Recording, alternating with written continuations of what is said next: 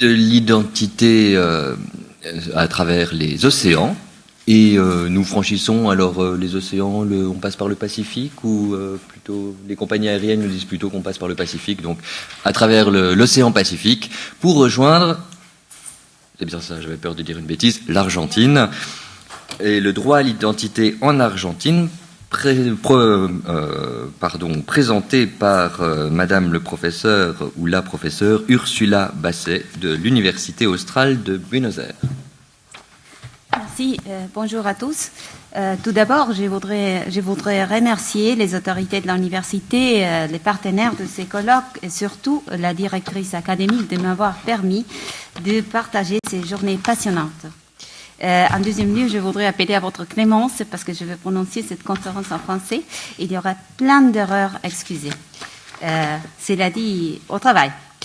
Selon les recensements faits en 2010 en Argentine, environ d'une vingtaine d'ethnies indigènes distribuées par tous les territoires. La population indigène se densifie surtout dans le nord et le sud-ouest du pays. De vouloir traduire le nombre d'indigènes en pourcentage, on devrait estimer autour d'un 2 ou 3% de la population de l'Argentine, ce qui est peu.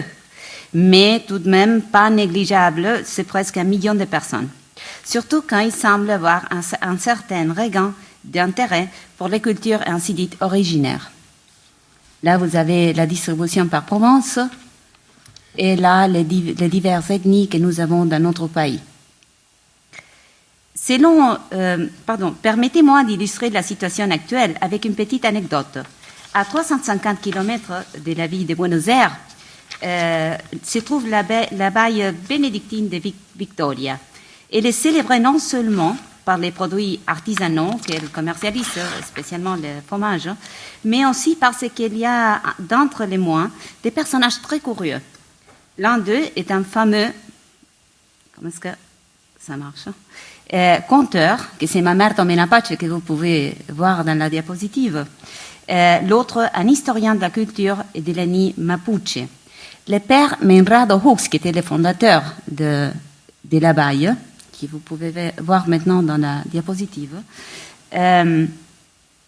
a consacré plusieurs années de sa vie à rassembler les pièces de diverses valeurs archéologiques, des témoins, des photos, afin de reconstruire l'histoire du peuple Mapuche à Buenos Aires face au désintérêt de leurs descendants. Il y a quelques années, j'ai visité les muséums que vous pouvez voir aussi dans la photo. J'ai visité le muséum extraordinaire qu'il avait monté. Il accompagnait personnellement chaque visitant pour leur raconter ses découvertes. On a eu ce privilège. Pourtant, après le 5e centenaire de la découverte de l'Argentine, les nouvelles perspectives sur la question des indigènes ont fait basculer le cœur des descendants des Mapuches. Ils ont voulu que les muséums, avec toutes les pièces, leur soient rendus. Le père Menrado avait été le dépositaire de ces mémoires, les gardiens de leur identité. Il nous disait qu'il était content de les leur rendre. Pourtant, il avait peur qu'après les ferveurs initiaux, issus de nouvelles lois, leur patrimoine entier se dissout comme avant. C'est vrai, ce qui probablement, pas encore, ce qui probablement a attisé la rencontre entre les descendants des communautés indigènes et leur origine sont les lois mises en vigueur entre les années 1940-2006. En Argentine, notamment à partir de la grande réforme de la Constitution en 1994. La date fétiche est pourtant le 5e centenaire de la conquête ou découverte, selon la perspective, de l'Amérique en 1992, dont la légende noire et la légende rose ont rivalisé dans la rhétorique des historiens et politiciens. La légende noire, vous le savez déjà, veut qu'il y a eu une colonisation de l'Europe, une expansion culturelle européenne qui a phagocyté les communautés autochtones avec sa langue, sa culture. Un dernier cri de l'indépendance de nos nations serait donc celui de mettre en valeur les cultures indigènes en leur diversité, leur redonnant leur territoire, en préservant leur culture et leurs coutumes. Ainsi l'affirmait le juriste Eugenio Zaffaroni, que vous pouvez voir dans la photo. Les véritables indépendances de notre continent américain ne pourraient pas s'accomplir jusqu'à ce que l'ordre juridique ne répare pas les dommages faits par le génocide colonisateur. Les mépris pour les droits des peuples originarios, ainsi dit originarios préexistants, impliquent une négation de notre indépendance, parce que l'ordre juridique, en tant qu'il fait ça, suit la tradition de l'ordre colonial. Seulement en reconnaissant ces droits, en réparant ce qui peut être réparé, notre ordre juridique se déclare indépendant et abolit le génocide comme base aberrante de sa légitimité. Loin d'être une fragmentation de notre souveraineté, cela comporte une confirmation d'elle. Celui qui parlait ainsi est aujourd'hui le juge argentin à la Cour interaméricaine des droits de l'homme.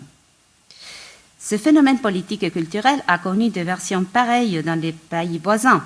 Et si l'on prend en compte la Déclaration des Nations Unies sur les droits des peuples autochtones et la résolution 169 de la OIT, on doit forcément admettre qu'il s'agit d'un mouvement global. En Argentine, la renaissance des communautés indigènes et leur patrimoine économique et culturel a signifié une longue succession de lois, d'actions effectives de ce qu'on appelle des réparations historiques et des actions symboliques, dont vous, j'en suis sûre, trouverez des ressemblances dans votre processus national. Un ensemble de lois. Avant tout, l'Argentine protège les droits des peuples indigènes dans la Constitution nationale. L'article 75, alinéa 17, a établi que le Parlement doit reconnaître la préexistence ethnique et culturelle des peuples autochtones argentins, garantir le respect de leur identité, le droit à une éducation bilingue et interculturelle, reconnaître la personnalité juridique de leur communauté, et la possession et la propriété communautaire des terres qu'ils occupent par tradition, déterminer la remise d'autres terres suffisantes et favorables à leur développement humain, leurs terres sont inaliénables, intransmissibles et insaisissables, assurer leur participation dans la gestion relative à leurs ressources naturelles et à d'autres intérêts y afférents. Les provinces peuvent exercer concurremment ces attributions. Tant la nation comme les provinces sont compétents pour légiférer sur la question indigène. À la suite, il y a eu un dédoublement législatif. D'une part, ce sont les lois nationales, d'autre part, les lois provinciales qui légifèrent sur le même sujet. Ici, brevitatis causa, on va se concentrer dans la législation nationale que vous pouvez voir les sources principales dans la diapositive. Les apports principaux de ces lois sont les suivants. En premier lieu, la création d'un institut national indigène qui gère les politiques et interagit avec les communautés. En deuxième lieu, la possibilité de reconnaître la personnalité juridique des communautés indigènes qui s'inscrivent dans le RENACI, Registre national des communautés indigènes. La Cour suprême de la nation argentine a considéré que ces communautés ont une personnalité au-delà de toute reconnaissance de l'État argentin. C'est une personnalité préexistante. Pourtant, l'inscription est une formalité qui facilite les démarches. Pour s'inscrire, l'Argentine a adopté les critères de l'autoreconnaissance. Ici, il faut faire notre première petite parenthèse. Il faut préciser quels sont les critères pour établir l'appartenance à une communauté indigène, que ce soit au propos statistique ou administratif. C'est les critères de l'autoreconnaissance, c'est lui qui définit l'appartenance à une ethnie donnée. L'autoperception comme critère identitaire est très cher au système juridique argentin. On les retrouve aussi pour déterminer le sexe. Le sexe autoperçu en Argentine détermine le sexe enregistré au-delà de toute constatation médicale, même de l'apparence physique du sujet. De même, pour les peuples indigènes, leur identité est définie par l'autoperception. Donc, tant pour les identités sociales, au fond statistique ou de la registration des communautés, comme pour les identités individuelles, on utilise la perception subjective comme critère. Pourtant, dans les cas des indigènes, ils sont censés présenter une sorte de statut culturel de l'ethnie à laquelle ils affirment appartenir, avec les langues, les traditions, l'organisation, les données sur leurs antécédents, etc.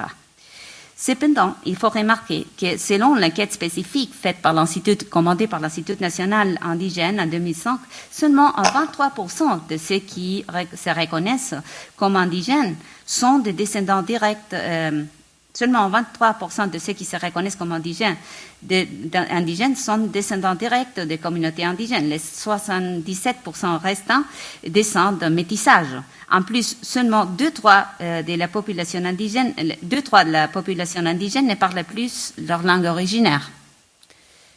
Là, vous avez les statistiques.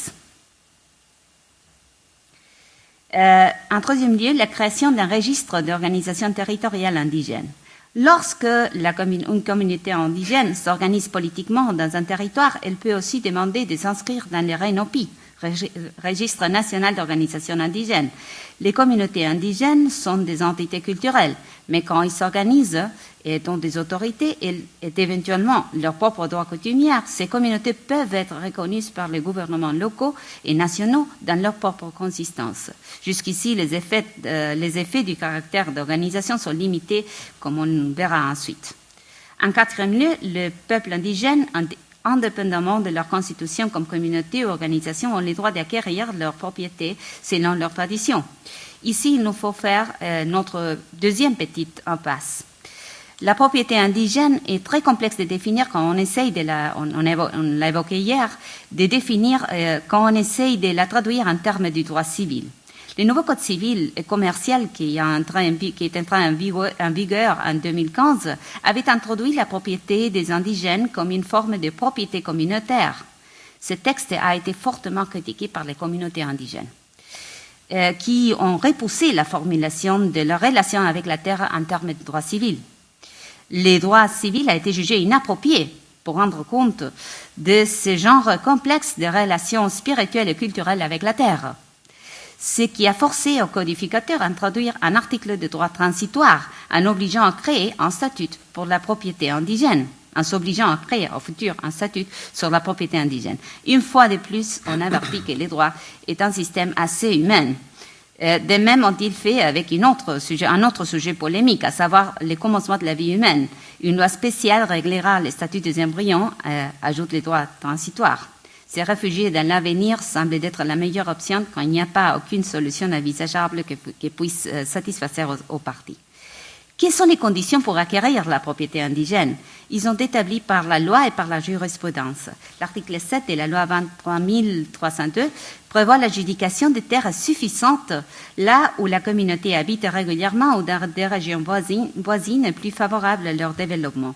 L'adjudication sera gratuite et ils sont exemptés de payer les impôts. Les territoires doivent être utilisés pour l'exploitation agro-pastorale, forestière, artisanale ou minière. Donc bien limité. Pour vendre ces terres, ils ont besoin d'une autorisation de l'État. Pourtant, la jurisprudence, à partir de la Constitution nationale, établit que pour obtenir les terres, ils doivent démontrer une relation traditionnelle avec elles, ce qui ne veut pas dire qu'ils occupent effectivement aujourd'hui ces territoires, ni même pas qu'ils les ont occupés. Il suffirait de démontrer que dans une certaine période de l'histoire, l'ethnie était liée à cette terre. Les provinces ont éprouvé des difficultés juridiques et pratiques pour mettre en œuvre cette directive. Du point de vue juridique, les provinces sont propriétaires des recours naturels selon la Constitution nationale. Donc, l'un de deux, ou les provinces sont les propriétaires originaires, ou ce sont les communautés autochtones, les propriétaires préexistants.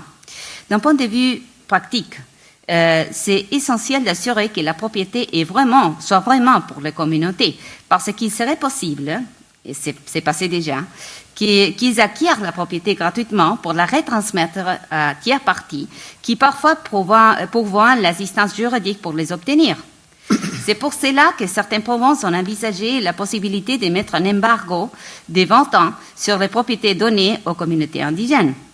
En tout cas, si on examine la jurisprudence, d'un relèvement que je fais, la jurisprudence autour de la question indigène, c'est largement l'affaire de la propriété qui a attiré bien en 90% des cas litigieux.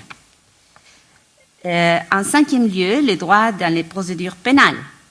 Finalement, certains droits par rapport à la procédure pénale ont été reconnus aux communautés indigènes, tant par les lois nationales, les nouveaux codes de procédure pénale, comme par les lois des procédures provinciaux. Les nouveaux codes des procédures pénales Le nouveau code de procédure pénale, qui n'a pas encore entré en vigueur, reconnaît les droits à ceux que lorsqu'il s'agit d'un délit commis entre les membres d'une communauté indigène, leurs coutumes soient prises en compte. C'est formulé comme une garantie procédurale, mais en fait, il s'agit d'une incorporation transcendantale du droit indigène dans le droit commun, et sur une matière de droit public, qui pourrait même porter atteinte aux droits de la victime. Le problème s'est déjà posé à cause soit du droit d'initiation sexuelle des enfants par leurs parents, soit à cause d'un mariage dit privignatico. Le mariage dit privignatico est répandu dans les indigènes du nord du pays, de l'Argentine. Et selon ces coutumes, les maris d'une femme peuvent aussi épouser les filles des mariages précédents. Le privignado implique nécessairement une forme de polygamie, une infraction au empêchement de mariage et souvent l'abus sexuel des mineurs. D'autre côté, ce sont le droit d'initiation sexuelle des parents à leurs enfants, ce qui implique l'inceste et l'abus sexuel des mineurs.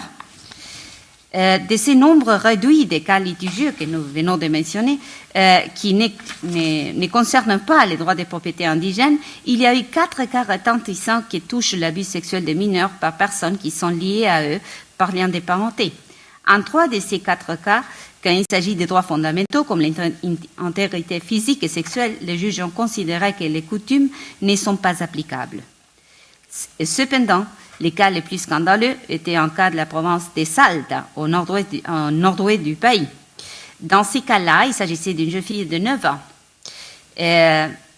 initiée sexuellement par son beau-père, tous les deux appartenant à la communauté indigène Wichi, à cause de quoi l'enfant était tombée enceinte, avec 9 ans. La Cour suprême de la province de Salta a décidé qu'il y avait une absence de compréhension du délit de la part du beau-père par rapport à l'abus sexuel. Les fondements de la décision font référence à l'obligation de prendre en compte les coutumes wichis pour établir l'élément subjectif de la typicité pénale. À ce moment-là, Octorina Zamora, la cacique et le chef de la communauté wichi, avait pris une position publique au sujet. Il avait affirmé nous, les femmes wichis, nous venons du ciel. Nous sommes célestiales.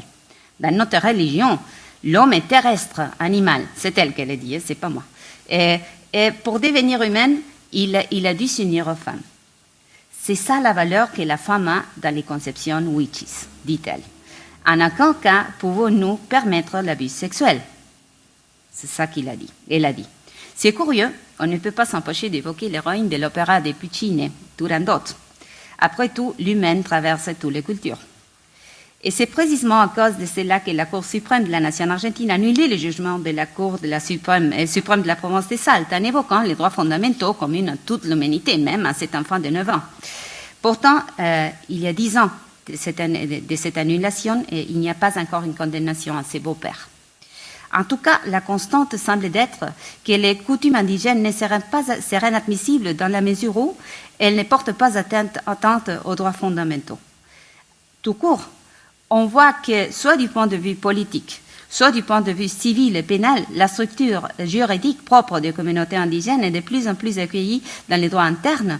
Comme pour tous les pays du monde, la limite sont les droits fondamentaux. La coutume, les droits, est valable en tant qu'elle ne porte pas atteinte aux droits fondamentaux. Les communautés ont fortifié sa nature institutionnelle et ont obtenu sur le plan social, politique, juridique et territorial une croissante reconnaissance. La réparation historique. Ah là, nous avions toujours Turandot. La réparation historique. Pour le bonheur de la directrice de ces colloques, on a déjà beaucoup dit à ce sujet. En tout cas, la réparation historique vient à rétablir partiellement la situation avant la venue des Espagnols en Argentine. On appelle ce processus de réparation décolonisation. Cette réparation a été focalisée sur les politiques autour de la propriété indigène.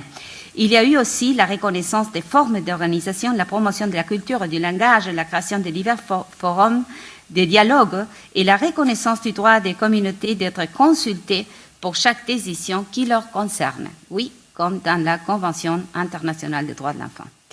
Passons donc aux actes de réparation symbolique. Une partie importante de la réparation historique correspond aux actions symboliques. Les politiques aiment bien ce genre de choses qui, normalement, n'entament même pas les rubriques budgétaires et donnent assez de publicité. En Argentine, il y en a eu beaucoup de signes. Le plus important était peut-être celui de rebaptiser les jours dits de la race, dont on fêtait la découverte de l'Amérique par Christophe Colomb. Aujourd'hui, en lieu de cela, on fête la diversité culturelle. Nos législateurs ont aussi des lois symboliques, comme la canonisation des héros indigènes qui ont participé dans la lutte pour l'indépendance de l'Espagne, pour montrer leur participation dans ce processus d'identité nationale. Pourtant, ça semble assez contradictoire, puisque le but, c'est d'associer ces communautés indigènes à un projet de pays divers de leurs projets politiques personnels, ça veut dire communautaires. Ce n'est plus l'Espagne, mais l'Argentine qui leur absorbe. Finalement, probablement l'action symbolique la plus controversée a été celle de retirer la statue de Christophe Colomb du siège du pouvoir exécutif, la Casa Rosada, la Maison Rose. À sa place, ils ont mis, avec une résistance surprenante, une statue de Juana Zurduy, une femme métisse qui a lutté contre les Espagnols en perdant son mari et ses 2 fils. Là, nous avons Colomb s'en va, et là, nous avons Juana Zurduy.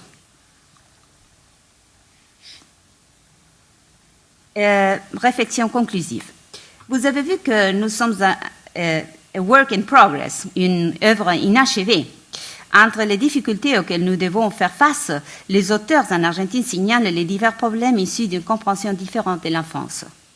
On pense au travail des enfants, aux abus, aux initiations sexuelles, les mariages privignaticos, mais aussi aux sacrifices humains, comme malheureusement on a eu il n'y a pas longtemps dans la communauté Mapuche au Chili, dont un enfant a été empalé par son grand-père pour apaiser la mer qui menaçait d'un tsunami. Dans ces progrès pour faire place à une riche pluralité d'identités dans l'unité d'une organisation politique, sociale et juridique, on rencontre les complications issues parfois d'une manquante conscience, subsistance des identités et mémoires collectives des communautés indigènes qui sont censées à se reconstruire, encouragées par des incitations légales. Là, souvent, ces motivations sont pleines de clichés, d'idées préconçues, de stéréotypes sur ce que les communautés sont aujourd'hui, le rôle qu'elles pourraient jouer dans la société au futur. Parfois, il semblerait que les législateurs voudraient clouer les communautés dans leur réalité sociale et culturelle d'il y a 5 siècles.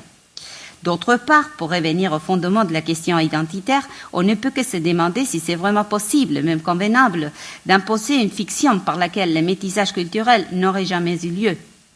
La décolonisation équivaut à effacer une identité qui était déjà transformée par un dialogue de culture qui a changé tous les parties. C'est comme si l'on essayait d'effacer une partie de notre existence parce qu'elle ne nous plaît pas.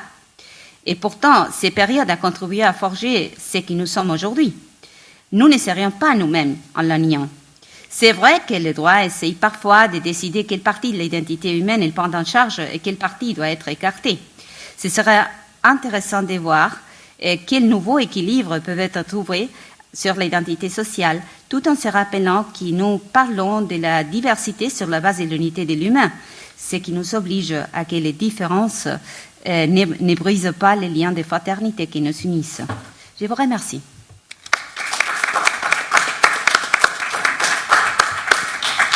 Merci beaucoup, Madame la professeure, pour avoir traversé les océans et venir nous exposer ces propos très intéressants et très instructifs sur la définition de l'homme et de la femme, notamment.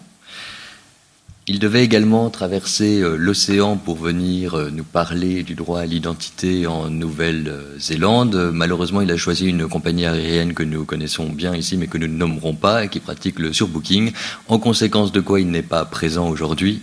Mais c'est Madame Amélie Panet, qui est déjà intervenue hier, et qui a eu l'extrême gentillesse de bien vouloir lire une communication que le professeur Bill Atkin a fait parvenir. Je vous remercie. Alors, tout d'abord, le professeur Atkins souhaitait remercier les organisateurs de ce colloque pour leur invitation. Malheureusement, il n'est pas présent aujourd'hui, donc c'est moi qui vous présente son intervention, que j'ai dû traduire. en plus de la lire. Donc, vous pourrez apprécier toute la richesse de son intervention dans la version écrite qui figurera dans les actes de ce colloque. J'essayerai de ne pas trahir son propos et de vous donner simplement l'envie d'aller consulter sa version écrite. Et puisque l'occasion m'est donnée, je vous remercie à nouveau pour l'invitation. Je suis très contente de participer à ces travaux. Alors, quand il a commencé à travailler sur l'article à paraître, Bill Atkins n'était pas certain de ce qui correspondait réellement au sujet qu'on lui demandait de traiter, en ce qui concerne notamment l'identité. Et il n'a rien trouvé d'écrit sur les rapports entre le droit et l'identité en Nouvelle-Zélande. Et donc, il s'est proposé d'explorer de nouvelles pistes. Et la version écrite de sa contribution est bien plus détaillée que ce qu'il m'a transmis pour sa contribution orale. Donc, j'entends ici simplement effleurer quelques-uns des thèmes qu'il a abordés. Le professeur Atkins commence donc son papier en discutant de l'identité nationale, qui est une notion ambiguë pour beaucoup de Néo-Zélandais. Et il nous explique que la plupart des Néo-Zélandais ont des ancêtres qui viennent de Grande-Bretagne ou d'Irlande, et que même les Maoris ont des ancêtres de ces horizons-là, britanniques ou irlandais, en raison de mariages mixtes, interraciaux, écrit Bill. La reine Elisabeth est encore à la tête de la Nouvelle-Zélande, et même si c'est aujourd'hui une nation pleinement indépendante, on a un attachement très fort à la Grande-Bretagne. Et les Néo-Zélandais ont récemment pris part à un référendum par lequel ils ont rejeté l'adoption d'un nouveau drapeau, puisque leur drapeau actuel contient un Union Jack britannique dans un coin. Donc l'héritage britannique demeure très fort en Nouvelle-Zélande. D'un autre côté, les liens entre la Nouvelle-Zélande et le Pacifique se développent de plus en plus et la population change, dans la mesure où il y a de plus en plus de gens venant d'Asie et du Pacifique qui viennent s'installer en Nouvelle-Zélande. Et donc on a aujourd'hui des enjeux majeurs constitutionnels qui se nouent pour déterminer comment on voit le futur de notre identité nationale, de leur identité nationale. Bill Atkins aborde ensuite, après l'identité nationale, l'autre bout de la lorgnette en quelque sorte et nous parle d'identité individuelle. Et la Nouvelle-Zélande dispose, comme la plupart des pays, d'un système d'enregistrement des naissances. Et l'un des points caractéristiques est que l'affiliation tribale des parents d'un enfant maori peut être spécifiée dans les actes de naissance. Et n'importe quel nom peut alors être choisi, à moins qu'il ne soit contraire à l'intérêt public. Et parfois, en dépit de l'acte de naissance, un enfant peut être connu sous un nom qui ne répond pas à son intérêt supérieur. Et une juridiction peut alors être amenée à ordonner le changement de nom. Et c'est arrivé, le professeur Atkins nous donne deux exemples, à une fille qui s'appelait Tallulah does the hula from the Hawaii. Je traduirais par Tallulah de Hawaï qui fait du hula hoop. Ou encore à une autre qui s'appelait Pagans, qui signifie païenne. Et dans ce dernier cas, l'enfant avait été pris en charge par des parents d'accueil qu'il avait envoyé dans une école catholique romaine, ce qui rendait son nom de païenne encore plus indésirable, contraire à son intérêt. La Nouvelle-Zélande a été l'un des premiers pays à autoriser les personnes à changer la mention du sexe sur les actes de l'état civil, à la suite d'une réassignation sexuelle. Et la jurisprudence semble montrer qu'une procédure médicale complète de changement de sexe n'est pas nécessaire pour obtenir la rectification de l'acte d'état civil. Et il suffirait simplement de figurer sur une liste d'attente pour une opération chirurgicale notamment, pour pouvoir obtenir le changement de sexe à l'état civil. En ce qui concerne ensuite le droit néo-zélandais de la nationalité, des passeports et de l'immigration, vous trouverez des détails dans la version écrite de Bill Atkins. La règle principale en matière de nationalité est qu'une personne née en Nouvelle-Zélande d'une personne nationale de Nouvelle-Zélande ou résident permanent en Nouvelle-Zélande est elle-même ressortissante de Nouvelle-Zélande. Et les personnes nées en dehors de la Nouvelle-Zélande en ont la nationalité si elles ont au moins l'un de leurs parents néo-zélandais. Et enfin, les personnes qui ont vécu sur le territoire du pays pendant 5 ans peuvent obtenir la nationalité par, j'aurais traduit naturalisation, by grants, nous dit Bill, donc par accord, donc à mon sens, il y aura une décision d'opportunité des autorités. En ce qui concerne ensuite l'immigration, l'un des problèmes est de savoir comment il faut traiter un enfant qui est né en Nouvelle-Zélande, mais de parents qui sont restés sur le territoire malgré l'expiration de leur titre de séjour, ce que Bill appelle des overstayers. Et la jurisprudence considère dans ce cas qu'il est nécessaire que les parents avancent des arguments basés sur l'intérêt de l'enfant. Et il n'est pas garanti dans cette hypothèse que la famille pourra rester sur le sol néo-zélandais. Cela amène le professeur Atkins à un autre aspect de l'identité, la manière dont notre identité, entre guillemets, légale, nous lie avec d'autres gens. Pour les enfants, l'identification de leurs parents, la détermination de qui sont leurs pères et mères, peut avoir des implications significatives en termes de statut. Et dans les conflits parentaux, l'une des principales choses prises en compte dans la détermination du bien-être et de l'intérêt supérieur de l'enfant, c'est la préservation et le renforcement de son identité, de l'identité de l'enfant, qui inclut donc sa culture, sa langue et sa religion. Et dans le contexte de la maltraitance, une approche holistique conduit à s'intéresser à l'intérêt de l'enfant à être adopté en fonction de son identité. La loi contient aussi des dispositions en ce qui concerne l'enregistrement du mariage et des unions civiles. Et depuis 2013, le mariage peut être célébré entre deux personnes de même sexe. Beaucoup de couples vivent dans des unions de fait et en généralisant, la loi traite de la même manière les unions libres, les mariages et les unions civiles. Je pense qu'on fait référence ici aux partenariats enregistrés, sauf bien évidemment en ce qui concerne leur enregistrement précisément. La référence aux relations amène le professeur Atkin à une appréhension en fait plus profonde de l'identité culturelle et les liens qui relient une personne à sa communauté, la religion, les sports. Le professeur nous précise que les Néo-Zélandais sont des gens très sportifs. Les organisations sociales, les métiers, etc. sont autant d'éléments forts de l'identité culturelle que le temps ne me permet pas d'aborder plus en détail. Et Bill nous informe quand même qu'il existe des structures légales pour articuler ces éléments de l'identité culturelle néo-zélandaise. Pour les indigènes maoris, la culture et les affiliations familiales et tribales sont le point de départ de l'identité. Bien plus que l'individu, c'est la communauté qui va compter. Et la législation sur les terres maoris, sur le langage, etc., illustre la force de leur identité culturelle. Mais d'autres communautés du Pacifique ont aussi de plus en plus d'intérêt à faire respecter leur identité culturelle. L'histoire du peuple maori et leurs droits sont très riches et troublants, mais jusqu'à récemment, la loi et la pratique sociale tendaient à dépouiller les Maoris de leur réelle identité. Et c'est maintenant en train de changer. On cherche plutôt à préserver leur identité au lieu de les en priver. Dans sa version écrite, le professeur Atkin mentionne 3 autres formes de non-respect de l'identité. Il emploie le mot « stripped » qui signifie littéralement « dépouiller », l'orientation sexuelle, l'adoption et le vol d'identité. Le vol d'identité est aujourd'hui un risque majeur en raison des communications électroniques et du hacking, du piratage informatique qui facilite largement le vol d'identité. En ce qui concerne l'orientation sexuelle, la loi ne reconnaissait pas auparavant l'identité sexuelle, nous dit Bill, des gays et lesbiennes et en une courte période de temps, ça a été totalement renversé en Nouvelle-Zélande avec comme point culminant de cette révolution, entre guillemets, la loi sur l'égalité des mariages en 2013. Au regard de l'adoption, initialement, elle était occulte, c'est-à-dire secrète, et les liens sociaux et juridiques entre les personnes adoptées et leurs parents de naissance étaient rompus. Ensuite, la Nouvelle-Zélande est devenue pionnière dans la pratique de ce que Bill appelle les open adoptions, les adoptions ouvertes, et la loi a changé pour permettre aux adultes de découvrir qui étaient leurs parents biologiques, mais aussi, si j'ai bien compris les propos de Bill, ce qui étaient devenus leurs enfants biologiques. Quoi qu'il en soit, la loi sur l'adoption de 1955 reste en vigueur et nécessite d'être réformée urgemment. Un tribunal a jugé que cette loi était contraire au principe de non-discrimination à plusieurs égards, mais le gouvernement jusqu'ici a refusé de prendre des dispositions pour réformer. Il demeure alors des problèmes relatifs à l'identité. Je vous renvoie à la version écrite de Bill pour plus de détails. En conclusion, le professeur Atkin se demande ce qu'est l'identité. Et à bien des égards, la loi traite cette question au regard de l'individu. Mais l'identité individuelle, l'identité personnelle est liée à la communauté, aux relations interpersonnelles, à la culture, à l'orientation sexuelle et à tant d'autres facettes de la vie humaine.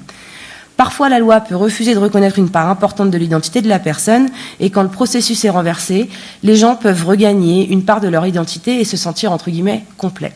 Peut-être que la leçon à en tirer est, selon Bill Atkin, que la loi et ceux qui la font doivent toujours être vigilants pour ne pas porter atteinte à l'identité des personnes, mais au contraire pour la renforcer. Je vous remercie.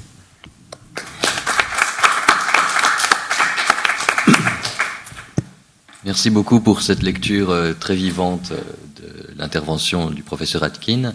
Nous restons en Polynésie, mais cette fois-ci nous passons en Polynésie française, puisque monsieur le professeur Philippe Guèze va nous parler de l'identité en Polynésie française. Merci, oui. Nous sommes d'ailleurs en plein milieu de la Polynésie, puisqu'il faut rappeler que la Polynésie, le triangle polynésien est composé au nord d'Hawaï, au sud de la Nouvelle-Zélande et de l'île de Pâques. Donc, tout cet espace, c'est la Polynésie, et la Polynésie française est pratiquement au milieu de cet espace.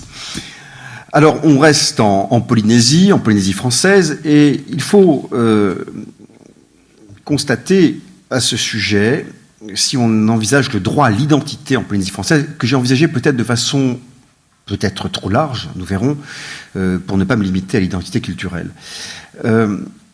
Depuis une quarantaine d'années, on observe en Polynésie un certain renouveau identitaire. Renouveau identitaire qui s'exprime sous l'appellation maori. Maori qui signifie originaire des îles polynésiennes. Et ce renouveau se manifeste par la réapparition massive du tatouage. Vous n'avez pas un seul étudiant en l'UPF qui ne soit pas tatoué. mais également, sur un plan culturel, par le renouveau de certaines pratiques comme les danses ou les chants folkloriques. Alors pour comprendre ce renouveau identitaire, eh bien, il faut revenir peut-être à l'histoire de la Polynésie française depuis que les îles qui la composent sont entrées en contact avec les Européens. Alors sans retracer toute l'histoire, il faut mettre l'accent sur deux phénomènes qui ont profondément affecté l'identité de la Polynésie. D'une part, l'évangélisation, d'autre part, la colonisation. L'évangélisation, surtout protestante, a été entreprise sous l'égide de la London Missionary Society à partir de 1797. Et dans l'ensemble, ce qu'il faut bien comprendre, c'est que l'acculturation religieuse fut très largement volontaire. Et aujourd'hui, le fait religieux est un élément fondamental de l'identité en Polynésie française. Il faut bien voir l'importance de cette évangélisation, parce que son incidence ira au-delà de la disparition de la religion traditionnelle. Elle a entraîné en effet des changements majeurs sur un plan institutionnel et juridique. Les missionnaires, pour être rapide, se sont alliés avec le roi Pomaré II et de cette façon ont pu imposer un nouveau modèle politico-religieux. Modèle politico-religieux qui a vécu pendant la première partie du XIXe siècle. Les missionnaires ont été à l'initiative de certains codes adoptés par les autorités tahitiennes de l'époque, les codes Pomaré, qui ont été étendus sous les îles sous le vent. Et ces codes ont voulu modifier en profondeur les anciennes institutions sociales. Alors d'abord, il s'agissait de codes empreints d'un très grand puritanisme, condamnant par exemple la danse, le tatouage, et puis, disons-le ainsi, une certaine forme de libertinage. Mais ces codes entendaient surtout remodeler la société autour de nouvelles valeurs, de nouvelles organisations, de créer tout simplement un royaume chrétien. Ce qu'il faut bien comprendre, c'est que l'acculturation chrétienne est sans doute ce qui a permis aujourd'hui de préserver la culture polynésienne, dans la mesure où ce sont les missionnaires qui ont créé l'écriture de la langue polynésienne et, partant de là, ont permis sa conservation. L'écriture n'existait pas, la langue est devenue une langue écrite afin de pouvoir traduire la Bible, et de cette façon, elle a été sauvegardée. Et c'est de cette façon que cette langue peut aujourd'hui encore être enseignée et être pratiquée. Deuxième élément très important, la colonisation française, qui est très originale, surtout si on compare cette colonisation avec celle d'autres territoires, et notamment avec ce qui s'est produit en Nouvelle-Calédonie. Pour être rapide, de 1842 à 1880, le royaume tahitien a été placé sous protectorat français. Par le biais de ce protectorat, l'État tahitien est reconnu et exerce officiellement sa souveraineté. Mais peu à peu, cette souveraineté a été réduite à une portion congrue. À partir de 1866, toujours à l'époque du protectorat, les codes français, notamment le code civil et le code de commerce, furent déclarés applicables. Cela a amorcé le déclin des codes créés par les missionnaires protestants. Au moment de l'annexion au royaume de Tahiti, à la République française en 1880, tous les sujets du roi Pomaré V ont obtenu la nationalité française. Et il s'agit d'une situation tout à fait atypique si on compare la situation tahitienne avec celle des autres colonies, où la plupart du temps, les autochtones s'étaient vus attribuer un statut indigène. Alors, il faut ici peut-être apporter une précision. Toutes les îles qui composent aujourd'hui la Polynésie française n'ont pas été peuplées d'habitants qui se sont vus octroyer la nationalité française. Certaines de ces îles avaient déjà été annexées précédemment, je songe aux îles Marquises, et il y avait bien là des indigènes qui n'étaient que des sujets français. La nationalité française a été accordée uniquement au sujet du roi Pomaré.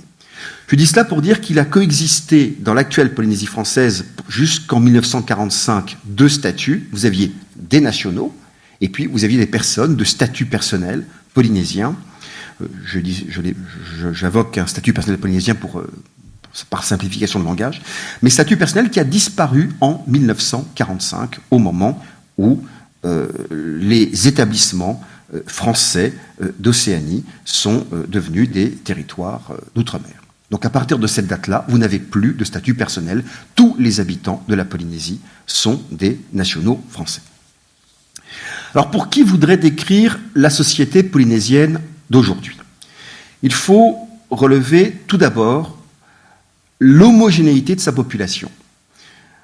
La Polynésie française, et c'est une autre originalité, n'a pas été une colonie de peuplement.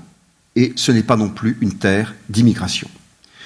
Les dernières statistiques ethniques dont nous disposons, puisque ce n'est plus possible d'en faire aujourd'hui, révèlent que seuls 10% de la population de la Polynésie est d'origine européenne. Lorsqu'on examine la situation de la Polynésie aujourd'hui, on peut constater que le pouvoir politique exercé au sein des institutions du pays est entre les mains des Polynésiens, de même que l'économie du Fénois, l'économie du pays. Si l'on observe cette fois sur un plan sociologique la Polynésie, on peut constater que les Polynésiens, en tout cas à Tahiti, ont adopté, pour l'essentiel, bien des éléments de la société de consommation. Mais néanmoins, la fidélité au mode de vie traditionnel persiste par l'adhésion à certains principes, à certaines conceptions que l'on retrouve dans différents domaines du droit. C'est dire que la disparition du droit traditionnel en Polynésie française ne s'est pas traduit par une perte de la culture autochtone qui, dans certains domaines, on le verra, subsiste, tant bien que mal, à travers l'application du Code civil. Alors si j'envisage la question du droit à l'identité en Polynésie française, j'avais prévu de le faire de deux façons, c'est-à-dire d'envisager l'identité sous ces deux aspects, aspect individuel et aspect collectif. Pourquoi ? Eh bien parce que l'importation du droit français a entraîné un certain nombre de bouleversements s'agissant de l'identité individuelle, l'identité collective étant quelque chose de plus réservé à l'identité culturelle, par exemple. Alors, si je vous parle de l'identité dans sa dimension individuelle, ce qui a été un facteur de perturbation important en Polynésie, c'est l'instauration d'un état civil à la française. En effet, dans une société où la langue n'était pas écrite, avant l'arrivée des Européens, eh bien, l'identité civile de la personne se faisait de façon orale, au sein de la famille, au sein du clan.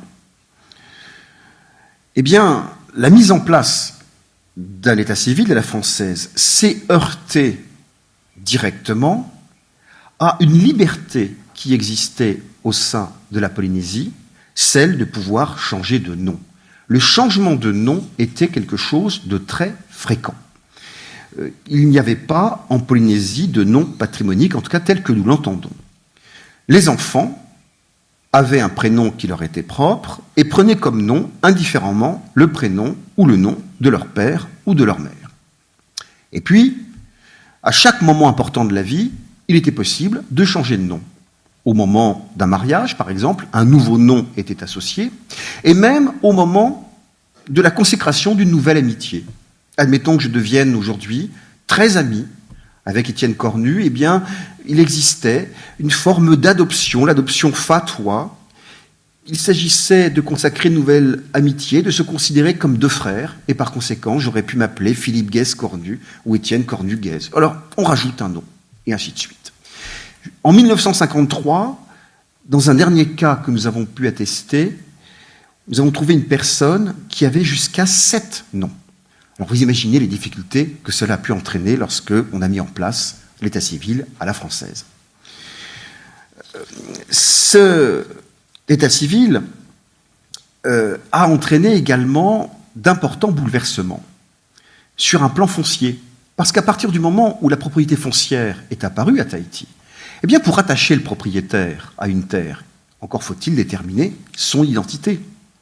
Et à cet égard, au moment où l'état civil a été mis en place, au sein d'une société où les personnes n'étaient pas tellement portées sur les formalités, eh bien, seuls les plus habiles, ceux qui ont assimilé le système assez rapidement, ont pu pouvoir se faire référencer pour devenir propriétaire de telle ou telle parcelle. Et d'autres personnes, finalement, qui n'avaient pas effectué ces formalités ont pu, de cette façon, se voir dépossédés de leur propriété. Donc, cet état civil à la française a été un grand facteur de perturbation. Alors, vous pourriez me dire, il s'agit de l'histoire du droit. Oui, mais il n'empêche qu'aujourd'hui encore, dans des litiges fonciers, dont les procédures durent plus de 20 ans, et lorsqu'il s'agit parfois de connaître le propriétaire de telle ou telle terre, à l'époque du protectorat, lorsque vous êtes obligé de remonter la généalogie, eh bien, on peut se trouver face à des difficultés absolument insurmontables. Et ce, d'autant plus qu'au départ, les officiers d'état civil ont transcrit avec beaucoup d'erreurs les noms tahitiens. Il est tout à fait possible qu'une personne n'avait pas le même nom, ou on confondait les noms et les prénoms dans l'acte de naissance, dans un acte de décès et parfois même dans un acte de mariage. Donc il y a une très grande confusion en matière d'état civil qui subsiste encore aujourd'hui, même si elle concerne le passé, mais elle présente encore des répercussions. Donc, ça, c'est l'un des premiers aspects de l'identité individuelle qui a été très problématique.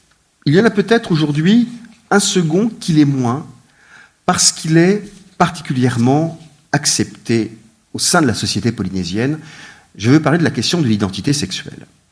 Avant l'arrivée des Européens, et aujourd'hui encore, la société polynésienne admet une certaine porosité de la frontière entre les sexes. Je vais parler très rapidement des Maous et des Rérés. Alors, le mot Raou signifie doux en polynésien. Les Maous sont des garçons qui, dès leur plus jeune âge, ont grandi avec une psychologie de filles. Ils font partie, à part entière, de la société polynésienne. Ils sont acceptés dans leurs différences au sein de leur famille, grandissent avec une identité reconnue par tous, et dans leur famille, on leur confie généralement des tâches ménagères, on leur confie la garde des enfants, et la société les emploie dans différents secteurs professionnels, dont la restauration et l'hôtellerie. Les Rérés, pour la plupart, sont de véritables transsexuels. Ceux-là ont davantage besoin de travestissement, de modifier leur apparence, et certains se font véritablement opérer. Les Maous, en revanche, n'ont pas forcément toujours le souci d'exacerber leur féminité par des artifices. Ils n'ont pas forcément le souhait d'une réassignation sexuelle. Il est évident qu'un système d'état civil à la française, qui a été imposé à la société polynésienne, se conciliait mal avec cette porosité entre les sexes. Pourtant, il n'y a pas eu là de grandes difficultés, dans la mesure où ce n'est pas tellement la reconnaissance de l'identité sexuelle de la personne par le droit qui importait, mais cette reconnaissance au sein de la société. À partir du moment où le concubinage était le mode de conjugalité le plus pratiqué au sein de la Polynésie française, eh bien, qu'une personne ait ou non changé de sexe ne présentait pas de grandes difficultés. Et ces personnes pouvaient adopter des enfants par le biais de l'adoption par mou, dont je parlerai plus tard. Donc, ce que l'on peut dire, c'est que de ce point de vue-là, l'identité personnelle, dans sa composante relative à l'identité sexuelle, a sans doute été plus en avance que le droit français dans l'évolution qu'il connaît aujourd'hui. S'agissant de l'identité dans sa dimension collective, je crois que l'on peut mettre en avant deux éléments. D'une part, une certaine forme de résistance identitaire. Résistance identitaire qui s'exprime à travers la permanence de certaines normes coutumières qui s'expriment tant bien que mal au sein des règles importées par le colonisateur. Résistance coutumière d'un côté, mais aussi reconnaissance identitaire de l'autre, à travers, nous le verrons, la promotion des langues polynésiennes, à travers également, dans une certaine mesure, le statut d'autonomie. Envisageons maintenant les résistances identitaires. Le droit positif polynésien ne comprend plus aucun espace pour le droit coutumier, ni d'institutions coutumières, à l'instar, par exemple, du Sénat coutumier de la Nouvelle-Calédonie. Le droit coutumier a disparu, mais il subsiste néanmoins certaines pratiques anciennes inspirées de la coutume. Il y a en fait une forme de résistance des coutumes anciennes. Et un tel phénomène s'observe principalement en matière foncière, mais également en matière familiale. En matière foncière, la notion de propriété telle que peut la concevoir un juriste de culture européenne, est totalement étrangère à la culture maori. La terre est possédée collectivement et indivisiblement entre les membres d'une même famille. Elle est héréditaire. Ni la vente, ni l'usucapion n'existent. En outre, il n'existe pas sur un plan familial, il n'a jamais existé, je dirais, en Polynésie, de distinction entre les enfants naturels, légitimes, adultérins, bref, tous ceux qui font partie de la famille héritent. Autant dire que l'introduction du Code civil a signifié, de ce point de vue, la négation de la culture maori. Cependant, elle n'a pas entraîné de rupture avec les pratiques antérieures. Ainsi, la propriété familiale collective, qui est une situation exceptionnelle dans le Code civil, demeure aujourd'hui encore le mode de propriété le plus répandu en Polynésie française. La plus grande partie de la surface terrestre y est encore soumise à l'indivision familiale. La situation juridique pourrait être résumée de la façon suivante. Sur les côtes habitées existe quasi exclusivement la propriété individuelle. Sur les hauteurs, dans les îles hautes, dans les villages, sur les atolls, domine la propriété familiale indivise. Et ce, sur plusieurs générations. Alors, au fur et à mesure que l'urbanisation progresse, ce qu'elle fait très lentement, les familles se partagent la terre indivise. Pour des raisons pratiques, parce qu'il faut bien fournir des terrains d'habitation aux familles, et puis pour des raisons financières, parce que l'urbanisation fait monter la valeur des terres. Cependant, la sortie d'une indivision en Polynésie est beaucoup plus difficile qu'en métropole. Certes, en Polynésie française, tout comme en France métropolitaine, nul ne peut être contraint de demeurer dans l'indivision. Mais la mise en œuvre de ce principe se heurte à de nombreux obstacles. Les procédures traînent souvent en longueur, sur plusieurs générations, parfois sur une vingtaine d'années. La durée des indivisions multiplie le nombre des indivisaires au centuple, ce qui accroît considérablement les difficultés de procédure. À cela, il faut ajouter l'absence de cadastre complet qui rend difficiles les opérations de fixation de la valeur des terres et de formation des lots. Enfin, il peut y avoir des pressions psychologiques exercées sur tel ou tel membre d'une famille pour ne pas solliciter la sortie de l'indivision. Pour terminer sur cette question foncière, il faut également comprendre que la fiscalité particulière applicable en Polynésie française ne décourage pas l'indivision. L'impôt foncier sur les propriétés non bâties n'existe pas. Être propriétaire d'une forêt, d'une île ou de plusieurs hectares n'induit aucune charge. La fiscalité ne décourage pas l'indivision. Sur un plan familial, je voulais vous parler de l'adoption Faamou. Il me reste très peu de temps. Je vous exposerai très rapidement en quoi elle consiste. L'adoption Faamou, c'est une sorte de don d'enfant. C'est une institution qui correspond au besoin d'éduquer les enfants dont les parents étaient à l'origine obligés d'aller travailler dans une autre île. Aujourd'hui, eh bien, cette adoption est utilisée par des parents qui ne peuvent, ou des femmes célibataires, s'occuper d'enfants. L'enfant est remis à un membre de la famille, voire même à un tiers, sans pour autant que cette remise soit formalisée. Alors, les assistantes sociales tentent bien d'instaurer, si possible, une délégation de l'autorité parentale, mais celle-ci est souvent difficile à mettre en place en raison tout simplement de la géographie de la Polynésie française. Il n'y a qu'une seule juridiction à Papeete, il y a des sections détachées à Raiatea ou aux Marquises, et puis des sections itinérantes. Mais il n'est pas forcément toujours facile d'accéder au juge et de solliciter cette délégation d'autorité parentale, ce qui peut soulever un certain nombre de difficultés d'ordre successoral, quand un enfant Faamou découvre qu'il n'héritera pas forcément de ceux qui l'ont adopté, et puis même pratique. Je rencontre des étudiants à l'université qui connaissent des difficultés pour monter un dossier de bourse, tout simplement parce qu'il faut justifier des revenus de ses parents biologiques et non pas de ceux qui vous ont éduqués. S'agissant cette fois de la reconnaissance d'une certaine forme d'identité, et là je vais essayer en 3 minutes de vous exposer ce que je développerai par écrit, je me vengerai par écrit. Je dirais que à partir de la mise en place des statuts d'autonomie en en 1984. C'est d'instaurer une certaine forme de reconnaissance de l'identité polynésienne. La Polynésie française dispose désormais d'un drapeau, d'un hymne, d'un sceau. Bon. Mais la loi de 84, ainsi que toutes les lois d'autonomie postérieures, ont consacré un titre relatif à l'identité culturelle, dont les dispositions essentielles concernent les langues polynésiennes. Et la question linguistique constitue un marqueur identitaire fort. En Polynésie française, elle s'est heurtée à de fortes résistances.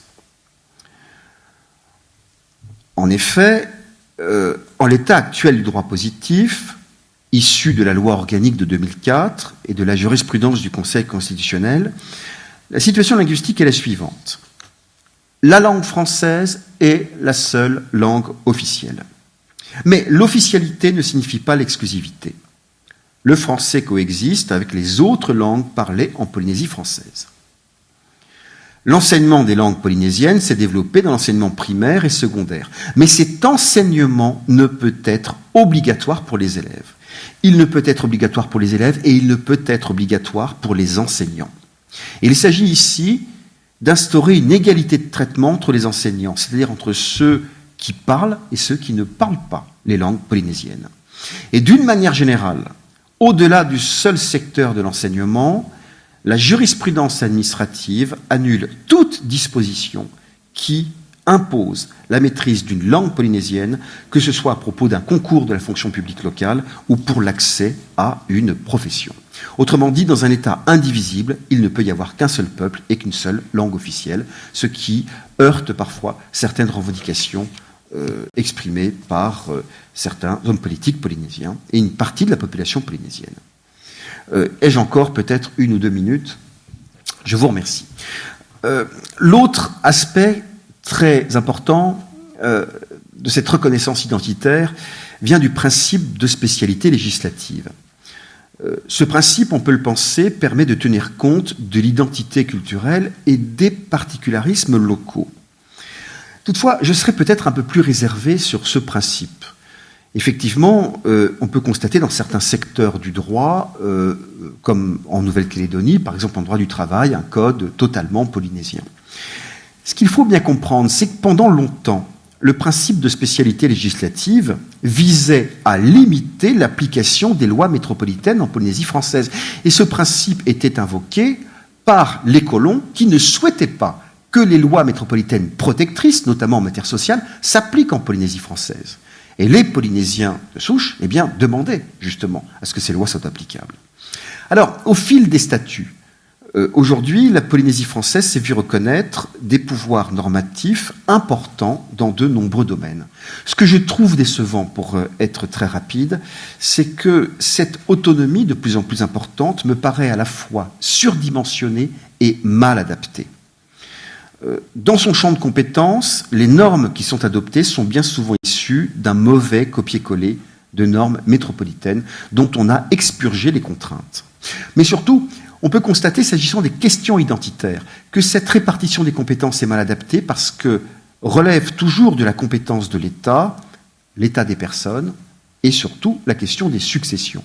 Et si l'on veut régler les questions foncières, eh bien, il faudrait permettre à la Polynésie de pouvoir adopter des règles.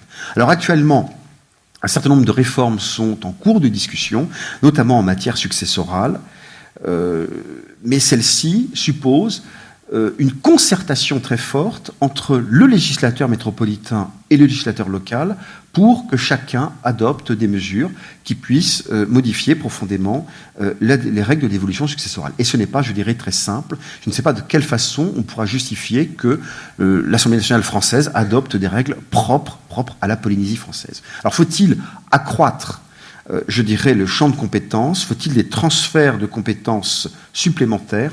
Peut-être, mais jusqu'où? Car au bout d'un moment, je me demande, il faut bien qu'existe un ordre juridique commun. Si tout est transféré, alors quel peut être le statut de la Polynésie française? Bon, je développerai ces questions plus en détail par écrit, et je dois dire, eh bien, que j'ai terminé. Bon. Merci. Merci beaucoup, monsieur le professeur, pour ces développements très enrichissants, et nous vous invitons à laisser libre cours à votre vengeance parce qu'il vous permettra de développer davantage encore et de nous faire profiter de vos connaissances. Nous avons donc terminé ce voyage à travers les océans, mais il reste encore un temps imparti pour les questions. Donc si vous avez des questions à poser, c'est le moment.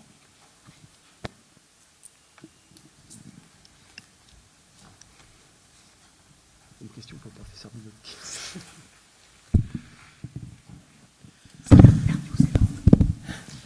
Oui, non, une petite question pour Philippe par rapport à l'adoption Fahamou, c'est ça, je dis pas de bêtises? Oui.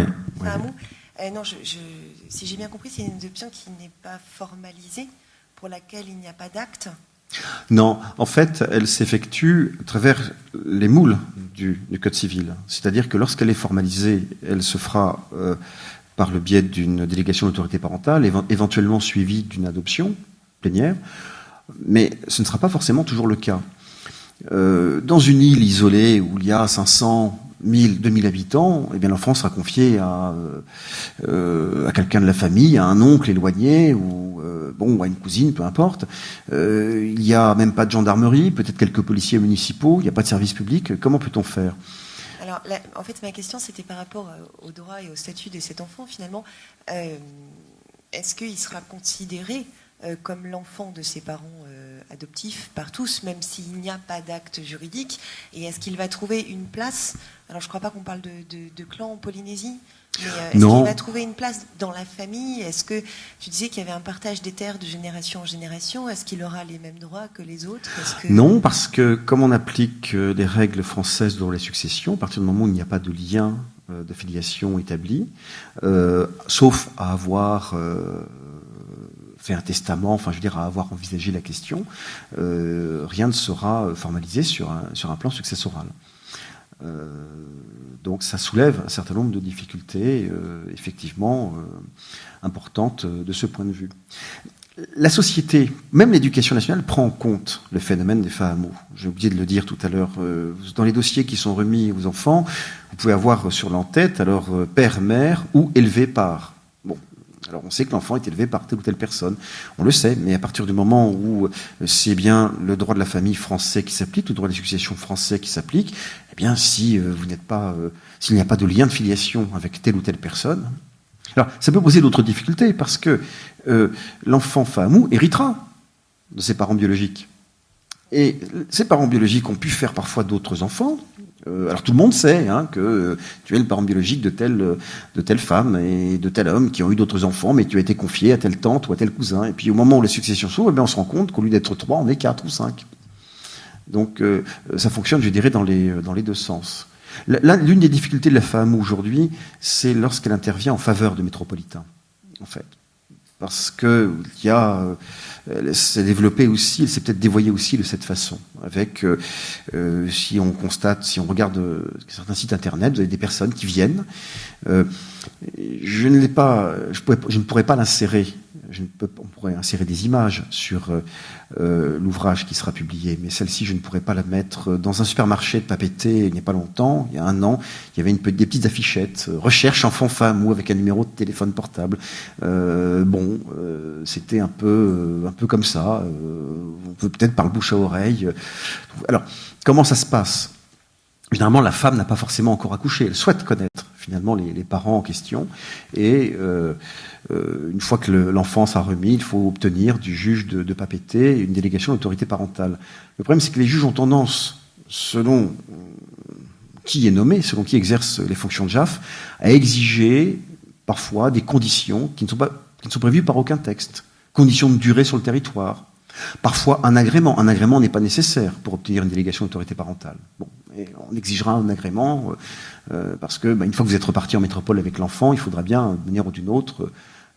Alors, et c'est pour ça que je pense qu'il faudrait que la Polynésie puisse être compétente pour régir elle-même ces questions de Fahamou et de voir dans quelle mesure elle souhaiterait les régir.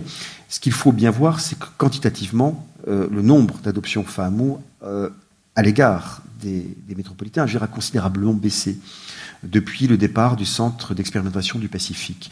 D'après ce que je sais, il y avait à peu près 200 dossiers devant le tribunal de première instance de Papeete il y a encore quelques années. Aujourd'hui, il y en a une trentaine. Hein. Bon, donc il y a quand même moins de dossiers. Mais c'est sûr qu'il faut quand même venir en Polynésie, ça coûte cher, y rester quand même un certain temps. Ça coûtera peut-être moins cher qu'une mère porteuse, certes. Mais bon, voilà. Mais j'ai moi-même été contacté à titre personnel par des personnes qui souhaitaient venir, comment faire, etc. Bon, je ne vais pas vous donner de contact. Généralement, ça ne se passe pas forcément trop mal. Ce qu'il faut bien voir, il y a des revendications dans les faits d'accès aux origines. Moi, j'ai déjà rencontré des personnes qui avaient été élevées par des métropolitains, qui ont retrouvé leur famille en Polynésie, qui maintiennent des liens comme ça. Ce que reprochent les Polynésiens à l'égard des familles de Popa qui utilisent l'adoption femme, c'est qu'en principe, on vous confie l'enfant, il sera certainement mieux avec vous, mais on souhaiterait avoir des nouvelles. Et certains vont vous dire, au début, on reçoit quelques photos, quelques lettres, et puis après, plus rien. Et c'est ça qui, généralement, crée une blessure. Si ce lien était maintenu, même à 20 000 kilomètres, eh bien, il serait sans doute mieux accepté. Et ça doit être, je dirais, pris en compte. Bon. Enfin, bon, c'est effectivement l'idée de faire un colloque sur ces questions à Tahiti. Pour prolonger un tout petit peu sur cette question de l'adoption et pour faire un parallèle à ce qui existe avec le don d'enfant dans la coutume kanak. Alors le don d'enfant, il est prévu, la coutume, elle est juridiquement reconnue, donc ça existe. Mais toujours pour revenir sur les rapports mixtes, très souvent ces adoptions, ces dons d'enfants sont couplés par une délégation d'autorité parentale pour une raison toute simple, c'est pour pouvoir toucher la prestation sociale afférente. Donc il y a pas mal de délégations d'autorité parentale qui sont prévues pour ça, juste par rapport à la CAFAT. Alors, je ne connais pas le système polynésien sur ce point-là. Je sais que la Polynésie n'est pas forcément très généreuse en matière de prestations sociales. Si je prends l'exemple du droit du travail, vous n'avez pas d'indemnité chômage. Hein. Vous êtes renvoyé, vous avez peut-être 2 ou 3 mois de préavis, puis c'est tout. Vous n'avez pas de RSA. Donc, peut-être que la question se fait moins sentir. Je ne connais pas le système polynésien. Est-ce qu'il y a je dirais, des minima sociaux, ce genre de choses qui existent ici? Je ne sais pas. Bon, peut-être qu'il y a effectivement un enjeu de ce point de vue-là. Mais chez nous, je ne sais pas. Il n'y a peut-être pas nécessité d'avoir une délégation d'autorité parentale pour obtenir une aide sociale de telle sorte. Enfin, je ne peux pas l'affirmer, et j'avoue que je n'ai pas vérifié, mais je sais que sur ce point-là, on n'est pas très, très généreux. En tout cas, merci pour ton intervention. Ça permet souvent de faire des bons parallèles entre les différentes collectivités françaises du Pacifique, mais aussi de l'océan Indien avec Mayotte. Et c'est souvent intéressant de voir comment la France entretient ses relations avec ces trois, enfin les 4 territoires, si on y ajoute Wallis et Futuna, qui sont toujours très différents, et notamment sur les langues. Ici, les langues sont reconnues, et notamment pour plusieurs concours de la fonction publique, la pratique, la connaissance d'une langue vernaculaire est une condition souvent pour accéder à certaines fonctions, et ça pose absolument aucun problème. C'est de toute façon dans l'accord de Nouméa cette reconnaissance. Oui, mais vous avez un statut qui est différent. D'abord, vous êtes une collectivité à part, vous n'êtes pas une collectivité de l'outre-mer, vous êtes une collectivité déjà à part, hein, donc différente. Et la question des langues, elle rejoint une autre question identitaire. Enfin, est-ce qu'on peut la rattacher à l'identité? C'est celle de l'océanisation des cadres, qui est très prégnante en Polynésie. Mais encore une fois, je crois que c'est une question qui est surexploitée parce que ce n'est pas une terre d'immigration. Il n'y a pas, à mon avis, de réel danger. Vous n'avez pas une horde, je dirais, de Popa qui arrive pour prendre le travail des Polynésiens. La population européenne est très minoritaire, encore une fois. Donc, effectivement, vous avez quelques corps comme l'enseignement supérieur, comme la justice, ou l'enseignement secondaire. Vous avez beaucoup d'Européens, mais souvent des gens qui restent de passage, 4 ans, et puis qui repartent. Donc, le paysage n'est pas du tout le même. Et l'histoire a quand même été beaucoup moins violente que celle qu'a connue la Polynésie. Il n'y a pas eu... j'ai tendance à dire que c'est une colonisation sans véritable colon. Il n'y a pas eu de colons qui ont déposséder les Polynésiens de leurs terres, de leurs richesses, qui les ont exploitées. Enfin, ça n'a pas du tout été l'histoire de la Polynésie française. Alors, vous avez en revanche un autre problème. On peut tout rattacher à l'identité, c'est celui des essais nucléaires. Alors, il faut le dire, incontestablement, cela a entraîné des conséquences sanitaires et environnementales absolument catastrophiques et de beaux scandales en perspective. Hein, bon. Mais bon, dans ce cas-là, d'ailleurs, je suis en train de refaire ma communication finalement, hein, de gratter un petit peu. Mais en même temps avec beaucoup d'ambiguïté concernant le nucléaire. Je ne sais pas si je peux en parler en 2 secondes. C'est que vous avez d'un côté, alors c'est pas politiquement correct de dire ça, des conséquences environnementales et sanitaires catastrophiques, et de l'autre, c'est aussi ce qui a permis le développement de la Polynésie. S'il y a eu d'énormes transferts financiers d'argent public, et s'il y a eu localement des personnes qui se sont enrichies grâce à ces transferts, c'est aussi en raison de la présence du CEP. Donc tout ça est très très ambigu. Dans le discours des hommes politiques locaux actuellement, nous avons les mêmes qui se montraient les défenseurs finalement du CEP il y a quelques années et qui aujourd'hui invoquent cet argument toujours pour avoir des transferts financiers de la part de la métropole, c'est-à-dire pour maintenir finalement ces transferts. Il y a une certaine ambiguïté, mais aussi une responsabilité écrasante de la France. Il faut le dire. Et bon, et c'est sans doute ce qui a empêché, parce que tu en parlais hier, mais ce qui a empêché la Polynésie de devenir indépendante. En fait, je crois que ce que mettent en valeur les historiens aujourd'hui, c'est que dès 57-58, la France s'est rendue compte qu'elle ne pourrait plus utiliser le Sahara pour essayer, pour tester, je dirais, ces bombes atomiques. Et donc la décision de le faire en Polynésie a été prise, à mon sens, très rapidement. Et c'est ce qui explique les déboires de Pouvana au pas et le fait qu'on ait mis un terme aux effets de la loi cadre en 1956 et qu'on ait verrouillé, je dirais, l'avenir de la Polynésie française. Bon, d'autres que moi savent mieux en parler.